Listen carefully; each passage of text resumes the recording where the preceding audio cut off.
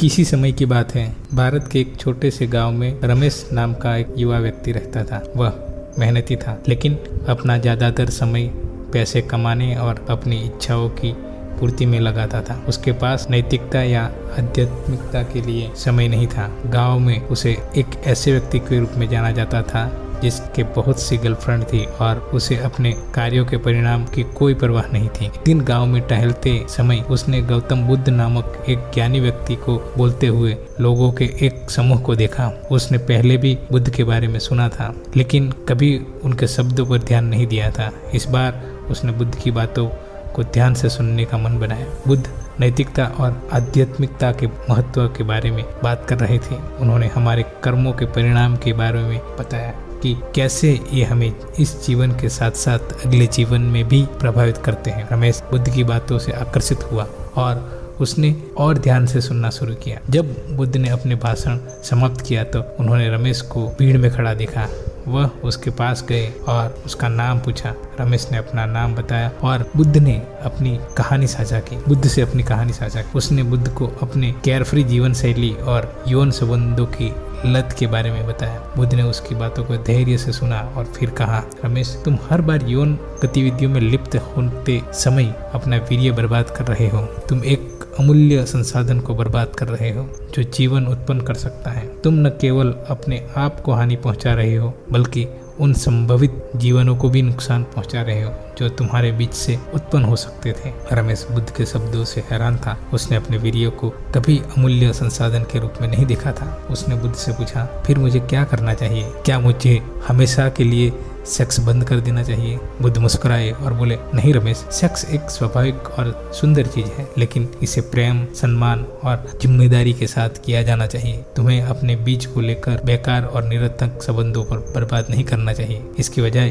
तुम्हें किसी ऐसे व्यक्ति के साथ प्रेमपूर्ण संबंध बनाना चाहिए जो तुम्हारे मूल्यों और सिद्धांतों को साझा कर सकता है। बुद्ध के शब्दों से प्रेरित होकर रमेश ने अपनी जीवन शैली बदलने का निर्णय लिया। उसने निरर्थक रिश्तों को छोड़ दिया और एक ऐसे साथी की तलाश शुरू की जो उसके मूल्यों को साझा करे। महीनों बीत गए और बुद्ध से मिलने के बाद से उसने कोई यौन गतिविधियां नहीं की। वह अपने ऊपर गर्व महसूस कर रहा था। उसने अपनी इच्छाओं पर काबू पा लिया, लेकिन उसे अकेलापन और खालीपन भी महसूस हो रहा था। वह एक साथी नहीं पा सका जो उसके मूल्यों को साझा कर सके और उसने यह सोचने लगा कि क्या उसे कभी सच्चा प्रेम मिलेगा। एक दिन जब वह गांव में घूम रहा था तो उसने एक महिला को देखा जो भारी बोझ उठा रही थी। रमेश ने उसकी मदद की और दोनों ने एक दूसरे से बातचीत शुरू की। रमेश को यह जानकर खुशी हुई कि वह महिला भी उसके मूल्यों और सिद्धांतों को साझा करती थी। दोनों ने एक संबंध शुरू करने का निर्णय लिया। समय के साथ रमेश ने सेक्स का सही मूल्य समझा। उसने पहले इसे सिर्फ एक शारीरिक क्रिया के रूप में देखा था, लेकिन अब वह इसे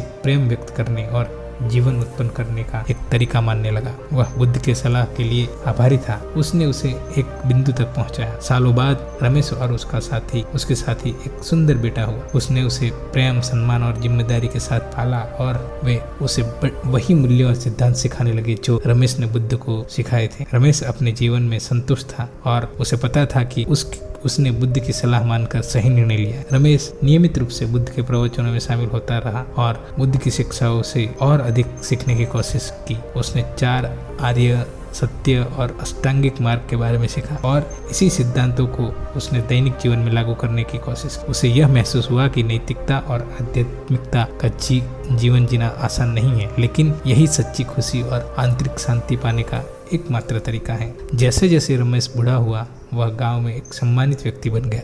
लोग उसकी बुद्धिमानी और मार्गदर्शन की सराहना करते थे। वह युवा पुरुषों के लिए एक मार्गदर्शक बन गया जो उन्हीं समस्या में जूझ रहे थे जिसमें उसने अपने युवावस्था में सामना किया था। उसने बुद्ध की शिक्षाओं को उसके साथ साझा की ताकि वह उन्हें एक अधिक जिम्मेदार और नैतिक जीवन जीने में प्रेरित कर सके। एक दिन वह ध्यान में बैठा था। उसे बुद्ध का दर्शन हुआ। बुद्ध ने उसे कहा, रमेश, तुमने अच्छा किया। तुमने नैतिकता और आध्यात्मिकता का जीवन जिया है और दूसरों को भी ऐसा करने के लिए प्रेरित किया है, लेकिन तुम्हारी यात्रा अभी खत्म नहीं हुई है। अभी और भी बहुत कुछ सीखना, अनुभव करना और देना बाकी है। रमेश खुशी और आभार से भर गया। उसे पता था कि बुद्ध की शिक्षाएं जीवन भर उसका मार्गदर्शन करती रहेगी और वह उन्हें दूसरों के साथ साझा करता रहेगा। सालों बाद जब रमेश बूढ़ा हो गया, उसे एहसास हुआ कि उसका पृथ्वी पर समय पूरा हो रहा है, लेकिन उसे कोई डर नहीं था। उसने एक पूर्ण जीवन जिया था और जानता था कि उसने दुनिया में सकारात्मक प्रभाव छोड़ा है।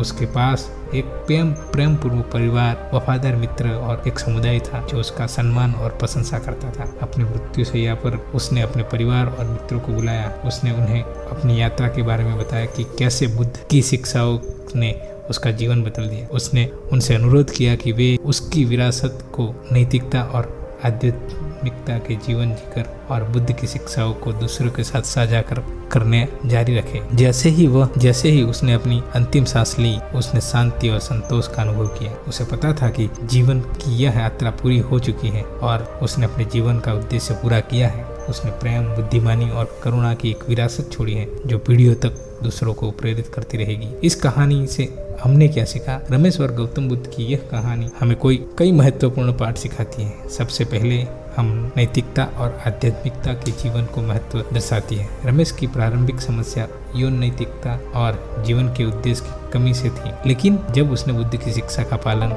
करना शुरू किया तब जाकर उसको सच्ची खुशी और आंतरिक शांति मिली। दूसरी बात, यह कहानी हमारे कार्यों की जिम्मेदारी लेने और हमें दिए गए संसाधनों का मूल्य समझने का महत्व सिखाती है। बुद्ध का रमेश को वीर्य बर्बाद न करने का उपदेश केवल यौन नैतिकता के बारे में नहीं था, बल्कि यह भी था कि हमें अपने जीवन, समय, ऊर्जा, प्रतिभाओं को बेकार के कार्यों में बर्बाद नहीं करना चाहिए। इसके बजाय हमें एक सार्थक और उद्देश्यपूर्ण जीवन जीने पर ध्यान केंद्रित करना चाहिए। तीसरी बात, यह कहानी हमें यह भी याद दिलाती है कि अपनी गलतियों को सुधारने और एक जिम्मेदार और नैतिक जीवन जीने के लिए कभी भी देर नहीं होती। अंत में यह कहानी हमें सिखाती है कि हमें अपनी बुद्धिमानी और शिक्षाओं को अगली पीढ़ी को सौंपना चाहिए। इस कहानी में इतना ही दोस्तों। मिलते हैं किसी एक और कहानी के साथ। वीडियो अच्छा लगा है तो वीडियो को लाइक कीजिए, इस चैनल को सब्सक्राइब जरूर कीजिए और तब तक के लिए जय हिंद, जय भारत दोस्तों।